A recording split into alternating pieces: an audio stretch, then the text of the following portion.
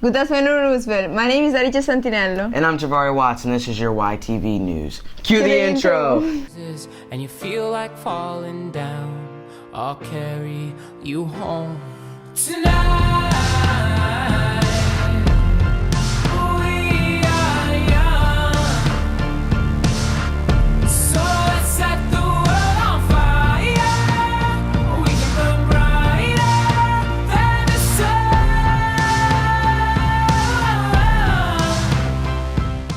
Yearbooks were distributed on Wednesday, May 11th. If you did not pick up yours, stop by Mrs. Haddad's room C119 anytime to pick it up. If you are our WAVE student and you ordered a book, come to the school anytime to pick up your book.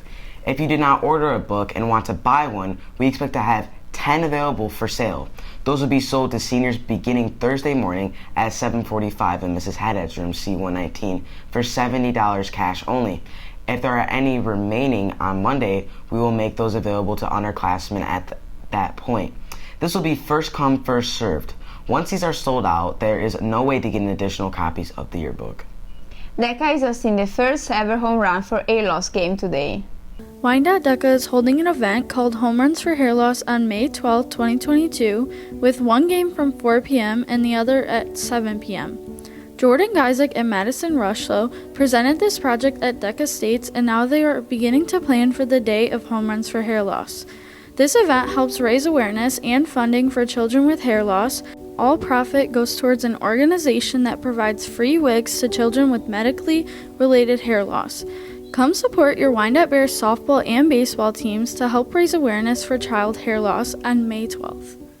For this event, games are at Memorial Field, baseball is at 4 and softball is at 7. There will be things to do and ways to help out, so come out and support this wonderful cause. Peer2Peer is hosting a Spring Unified Sport event today from 8:45 to 11:30 a.m. If the weather does not cooperate, May 13 will be an alternate day for this event. Seniors, please drop off your Chromebook and charger in the technology department at the back of the library when you no longer need it for exams. If you're missing a power cord, the fee is $20. Here's a message from the tech department. Hey there, Bears, and in particular, I wanted to talk to our senior Bears here for a minute. So I'm Mr. Szymanski, and I'm from the technology department, and I first wanted to say congratulations on making it this far and being in the home stretch and just in the final weeks here of school. You should be proud of all of your accomplishments, and graduation is right around the corner and such a great celebration of everything that you've accomplished so far. Now, I am here to talk about your Chromebooks because we need those Chromebooks back here in the technology department.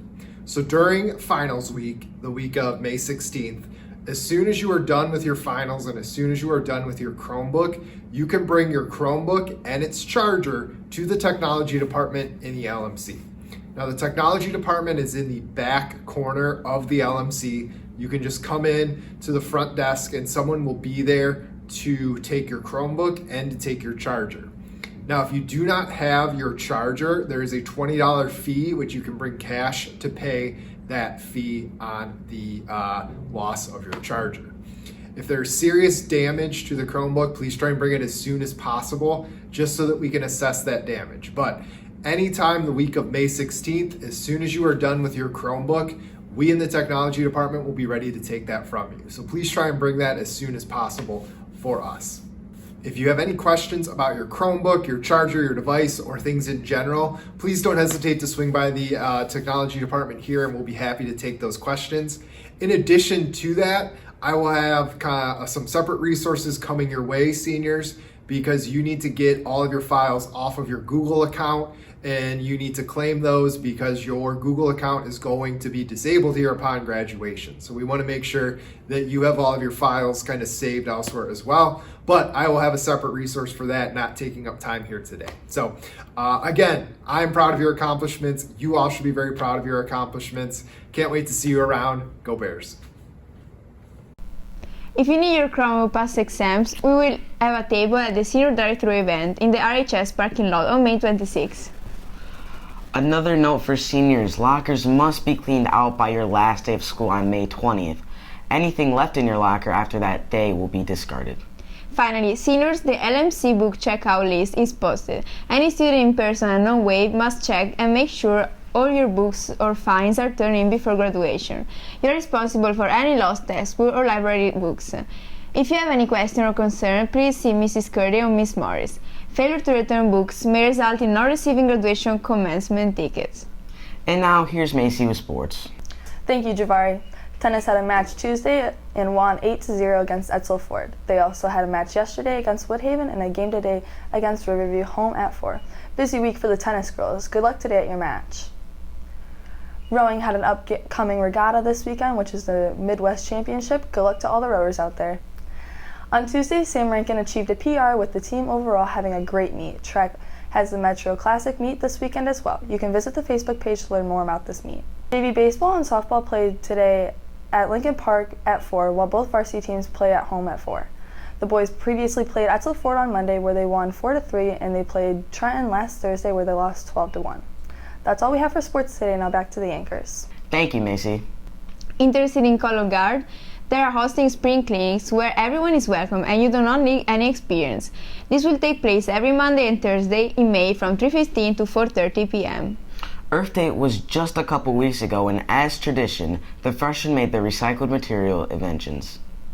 Every year for Earth Day, freshman students in their science classes create a recycling project. What do you think the goal of this project is? To be innovative and create something that will inspire future projects to help cut down on pollution and waste. I think it was to find creative ways to help the earth. Help people make sure they recycle and make sure not to pollute the ocean. What did you create with your group? I made Star Trek toys. We created a space pinball machine using recycled materials. I created a plate necklace. How is this project similar to past projects? I believe it's similar in that there was a lot of cardboard, duct tapes, and late nights. We used everyday materials and worked in a group setting. What would you say is the biggest challenge during this project? Actually assembling the things, because planning is easy, but screwing it and duct taping it and make sure everything is solid and portable was kind of rough. Figuring out how to make something that worked and didn't just look good. I don't think there was a big challenge. It was pretty easy. What was the easiest part of the project? I would say presenting it. Getting the materials. Being able to make anything you wanted. What inspired the Earth Day project? Oh, wow. 20 or so years ago, wow. I started teaching here, and the class was called Earth Science back then. And we also had a class called Environmental Science, and Earth Day began in 1970, and I just thought it was an important thing to include into my curriculum. It involves STEM, it involves science, and saving our planet, so yeah. What is the main goal of the project?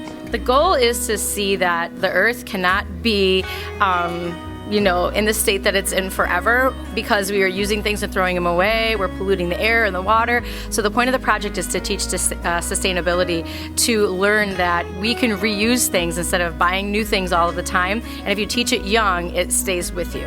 How did the students decide who they were going to work with? Oh, we let them pick. They do in my class, they do have to work with kids in the class just because we do presentations. But they can work individually just because of the state of the world right now. I let that happen. But they could work with up to a group of 3. What is the criteria of the project? The criteria of the project is they have to use 3 or more items that they would normally throw away, and they cannot use anything brand new, so it's not going to Michael's or Joann's to buy new stuff. And then they have to make an invention. It has to be usable and practical. It can't be elementary artwork, and so that is the main criteria. What do you hope students get out of this project? I hope that they learn that as you look around in shops these days, we are reclaiming and recycling so many things and making goods that people are using today, and to appreciate what we have. Not everything has to be brand sparkling new. It can be a really awesome project from things that we would normally throw away. Those are some really creative projects. Happy Earth Day. I'm Nicole Bodart. Now back to the anchors. There were some cool things made this year. Thank you for watching YTV News. For more information on our school, you can read the newspaper at rhsbears.com or visit wyandotte.org for regular updates. Join us tomorrow for our quick news.